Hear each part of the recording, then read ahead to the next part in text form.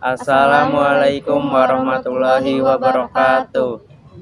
Kami dari kelompok 8 akan menjelaskan tentang ciri akhlak. Perkenalkan, nama saya Aini Fatmawati, perwakilan dari kelompok 8 Ilmu Tauhid, akan menjelaskan mengenai ciri akhlak.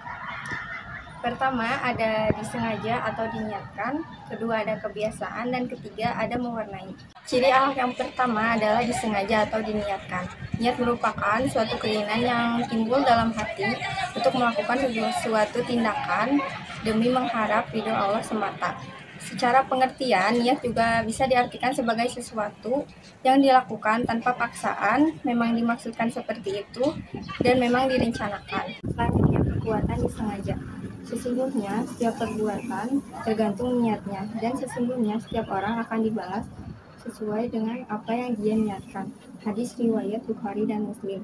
Dari potongan hadis di atas dapat disimpulkan bahwa niat memiliki peran yang sangat penting dalam amal perbuatan manusia. Setiap orang akan dibalas dengan kebaikan jika melakukan kebaikan, dan juga akan dibalas keburukan jika melakukan keburukan. Faktor pendorong utama dari niat sesungguhnya haruslah karena mengharap ridho dari Allah semata, hanya kepada Allah dan tidak berpaling darinya.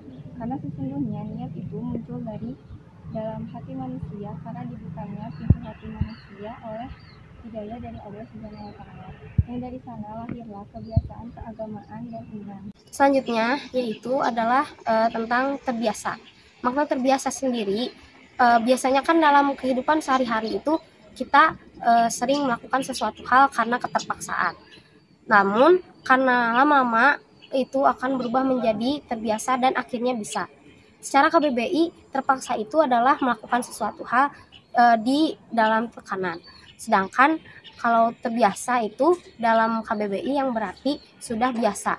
Jadi secara garis besarnya, terbiasa itu adalah kita melakukan sesuatu hal yang awalnya itu karena di luar kemauan kita, yaitu dalam tekanan atau dalam keterpaksaan. Namun karena lama-kelamaan akhirnya kita jadi terbiasa melakukan hal tersebut dan akhirnya bisa melakukannya dengan sendiri.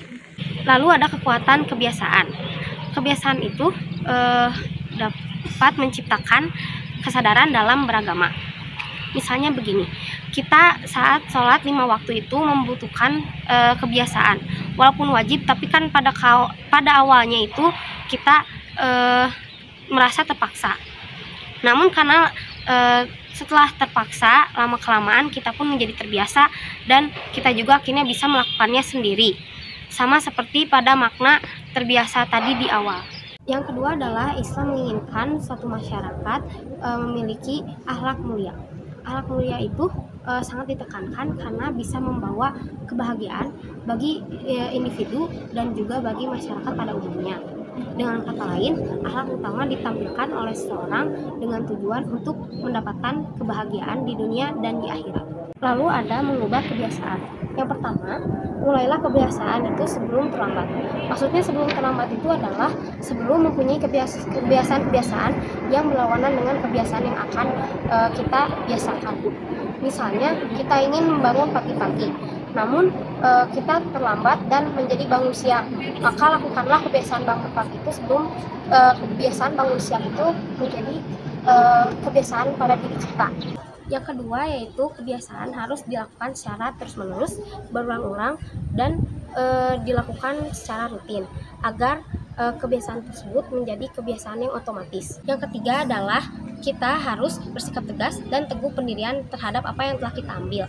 Jangan memberikan kesempatan pada diri kita untuk melanggar apa yang telah kita biasakan dan telah kita tetapkan itu.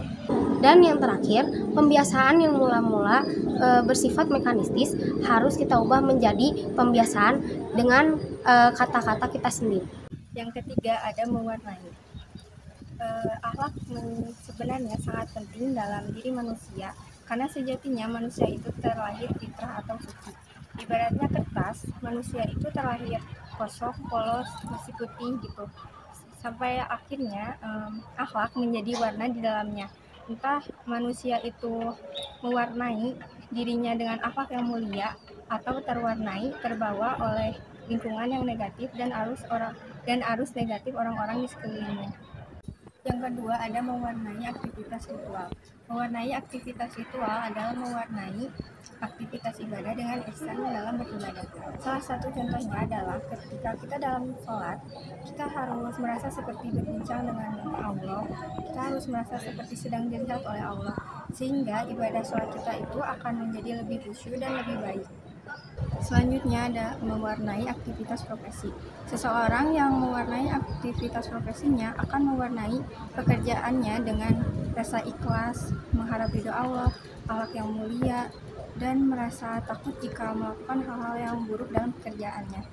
Salah satu contoh dari mewarnai aktivitas profesi adalah saat seseorang bekerja dalam instansi pemerintahan dan memiliki sifat yang ihsan, maka orang itu tidak akan berani melakukan tindak korupsi atau sebagainya karena merasa sedang diawasi oleh Allah Subhanahu wa Ta'ala.